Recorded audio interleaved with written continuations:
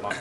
Well, again, there are a number of options on the table. So there are a number of subdivisions that I won't bother going into them for the purposes at the moment, but there are alternatives. That's one good thing about Christchurch, that a number of new areas have opened up, and of course government could always accelerate the consenting of those.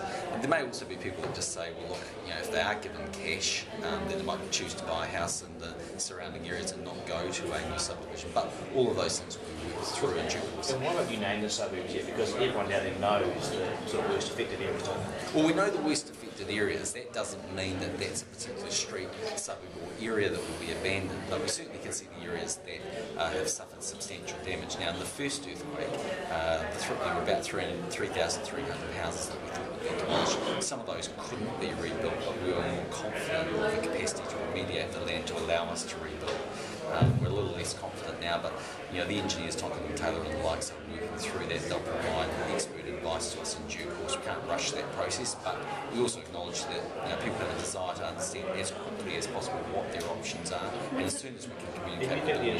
And you think the insurance cover would be enough for them to relocate, including EQC and private insurance? That will be enough for them to relocate? Yes, we'll need to consider all of those issues, but we can't leave people high and dry.